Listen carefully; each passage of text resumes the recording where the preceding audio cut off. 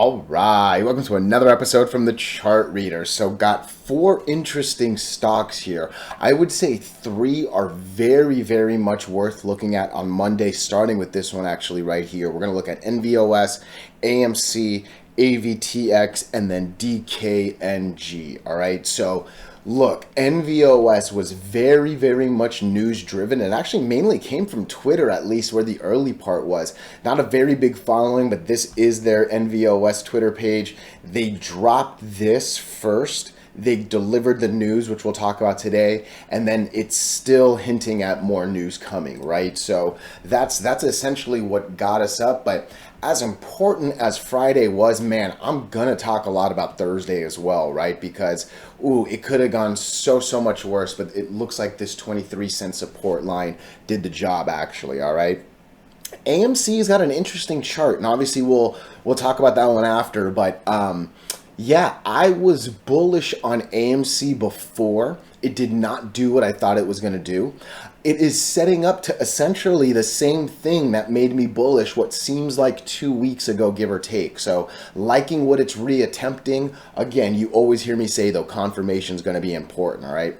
AVTX, man, it was close, but it did not confirm, which is literally what I just said on that AMC moment right there, right? So we'll talk about that. And honestly, I don't know exactly where it's sitting, but I remember it didn't do the confirmation I wanted. And then DKNG, Donkey Kong is what I like calling it, but DraftKings is what it is. That thing is actually looking pretty nice, to say the least, all right? But before we go any further and I give you more of my thoughts and opinions, what are we going to do? Same thing we always do, right? We'll take a look at the daily and the weekly to see how these things are setting up short term. We have our 5 moving averages. There are horizontal support and resistance lines, as well as the occasional diagonal trend line that I do draw manually myself. And then when we are done up here, we'll use the MACD, RSI, and volume as our lower indicators. Hey, really quickly, if you can please subscribe to this channel, share this video online with your friends, comment good or bad. Look, anything you can do helps me so much, especially if you can actually share the video, because I am not the best at that, all right? But look, just being here, giving me your time, I am so appreciative of it all right? So let's get into NVOS, all right? And you know, I don't even know where I want to start, because obviously this Doji candle right here, you know I love talking about these candle shapes. That monster volume that finally broke the 50 moving average. Oh man, that's really exciting to look at. This RSI has got some good stuff. MACD's so close. Like there's really a lot of things going on, and it's hard to decide what to start with on NVOS. But the one thing I actually really want to start with is just the underlying 2 facts, okay? Number 1, I do my best to be impartial here, all right? I actually have no money in NVOS right now, all right? I'm still waiting. There are things I need to see happen, and more than anything, the reverse split is very much on my mind here, all right? And there's some assumptions going around on what this next news might be. Again, we'll get into the news a little bit, right? But we saw what happened to TTOO, and I was covering NVOS and TTOO like hand in hand, right? And man, this thing needs to do a lot to get to $1, and just don't let all of the good stuff I'm about to say, because I am going to say a lot of really good things, and I'm going to end it with saying, honestly, I'm very lazy, and my people in the Discord know that, but I'm waking up at 6:30 a.m. Pacific because I need to see what this is going to do, and I might ride on Monday. I couldn't do it Thursday, Friday, and I'll talk about that soon, right? But I'm about to say a lot of good things on NVOS, but for real, don't let the reverse split trapdoor, just you can't lose sight of that, all right? So all that said, let's start talking about some of the good stuff, right? And the first thing we're going to start with is that original news. So on the 2nd, they say news is imminent. The cool thing is I completely missed it, but Doc, I don't know if it's Doc or DOC. I'm a hip-hop guy in DOCs, whatever, either way. He let us know. I'm also assuming he, but whatever. Again, I love this Discord group. I gotta. I didn't understand it at first, right? Because I see some headlines, you see the 1 billion, I saw some gold back this and that, and the first thing I started to think about is like, is NVOS starting to turn into a bank? Like, what are you doing with this? And lo and behold, it ends up being because it was to validate the old headlines. My honest thought is, wow, that was really, really late. All right. And if you remember, and I'm guessing, I think it was right here. I think it was this big gap up right here that might have done it. But there was news of this like $1 billion funding that got people really, really excited, right? It's what feels like a month since that came out. And again, I don't know exactly when it was, but you know, it's a little odd to me that they would wait this long to say that, or why they released the news so early if they had to wait so late for again, it just, to me, it was a little odd. Nonetheless, okay, that gold-backed news literally gets us up over all three moving averages. Like that was a big move, because I haven't covered this in a while, right? It felt like we were going to be coming to the 100. It felt like we were going to be coming to the 200. It felt like this thing was just kind of waiting for the reverse split to happen, right? Volume has been so insignificant. Like we were in the hundreds. All of a sudden we're in the like tens, right? Like 90% of volume magically went away, right? So when you've got no eyes on a stock, when you're under a bunch of moving averages, I mean, it seems like a slow and steady death. And the news was at least worth something. And the worth was actually get over. Look, you know, you always hear me say, I kind of don't care about what the news is. I care about how it reacts, right? And to jump over 3 lines on a single move, monstrous. All right. Regardless what the headline was, for one thing to happen and boom, you get this literally go from not, okay, well, this was 20. I thought it was a little bit lower. It was 12. But like where we were at one point sub 9 million to go to 90 million, like you're 10xing volume from a couple days ago, right? Like the news, I said that weird, but the news did the job, okay?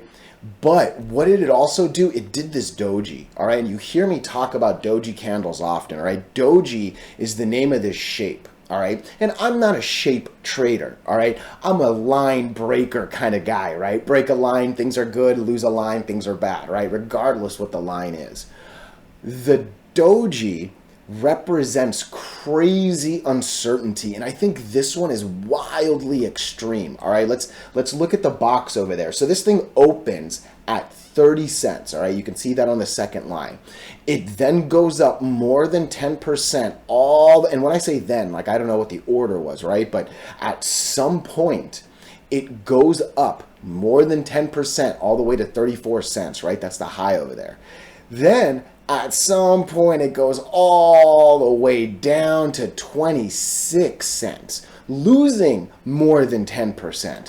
It goes from flying well above all 3 lines, it goes to losing all 3 lines, and then it ends up closing where it opened at 30 cents. This entire day was nothing more than uncertainty. Some of the market thought, oh my gosh, we gotta pile up and go. Some of the market thought, no, this is a horrible fake out. This is old news. No one cares. It's gonna go back below the lines where it deserves. End of the day, it stayed up here, and the staying up here is actually an amazing amount of strength, all right? That said, and look, I do not care. I don't care that post-market came down, 10%, right? I don't care about that. Regular hours is what matters more. Staying over these 3 lines in the regular hours is not to be undermined by some little insignificant movement after hours. And you know I say that across I don't care about post-market's a fool's, whatever. Well, it's a different video, right? But what I'm looking at right now is what is Monday going to confirm, All right, because you hear me say it, if you break one moving average, I need good confirmation. If you break two or more on a single day, I need monster confirmation. And really, I'm now looking at the biggest candle to the left. I think it's, ooh, is it that? That's a little too high. I think it's 33 cents. I do. I think it's get me over this 32-cent line. If that can happen, oh man, I think from there we're gonna try to over, because look at this. This is a big down, uptrend, right? Goes from this corner to this corner, it keeps going. There's obviously a downtrend that's going here, but I'm not here to track that. I'm not. The goal is, can we get back over the uptrend and then obviously go back up and up, right? Because hey, look, I am not here to talk about, sorry, this line. I'm not here to talk about 50 cents yet. I'm not here to talk about $1.05 yet. I'm not even drawing them. I'm not here to, like, no.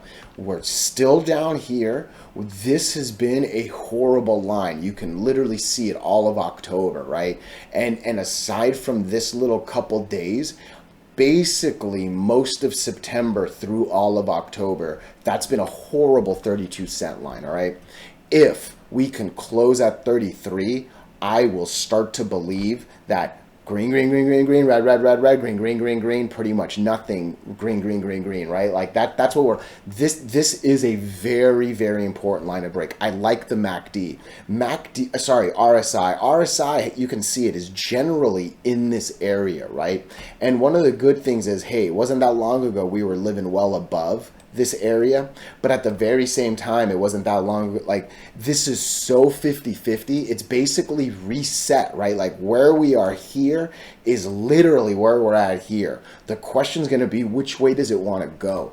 Are you going to come back and push the 80s, or are you going to drop back and go back to the 27s, if not lower, right? So this is as 50-50 as it gets. A lot of the question is going to be, what does this mean? More news coming, right? I mean, it's vague enough to be good. You know, I love buy the rumor, sell the news, right? It's a little interesting that the rumor is still like making it go down, right? I'm not pretending this isn't happening. I am telling you I don't care much about it, but yeah, I'm surprised the like thought of the rumor isn't making it go up a little bit, but Monday's confirmation matters a lot, all right? And really quickly, I did want to talk about Thursday, because I'm real surprised that this thing has not gone down to the 100 moving average yet. It's actually a little bit of a testament to the strength of this stock, all right? I will very much say that, because I'm surprised it hasn't been a quick drop down. I haven't looked at NVOS too much, but this thing did pretty well given the circumstances, actually. So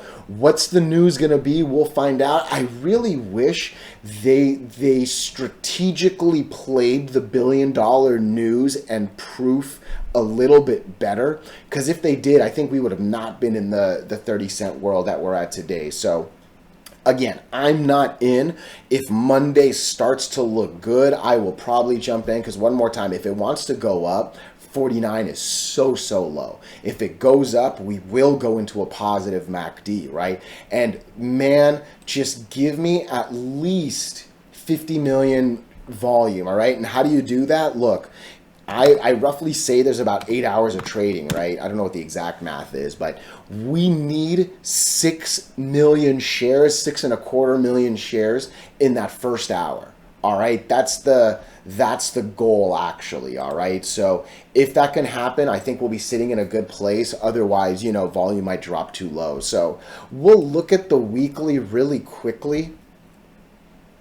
I don't think there's too much to talk about, because again, I think this 32-cent line that I talked about on the daily actually matters more, because that'll obviously get us over the 8. We're still not over the 8 yet, right? We've been a couple weeks under, but nothing's been a crazy weekly. It's almost been doji in some sort of way, right? So yeah, Monday is going to be interesting. And hey, overall markets are doing well, so hopefully that does this thing pretty well. All right, NVOS, let me know your thoughts and opinions. Let me close that, and then let's move over to AMC.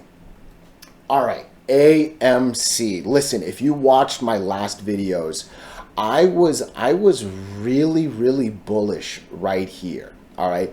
I actually very much thought we were going to come to this like 13-cent range.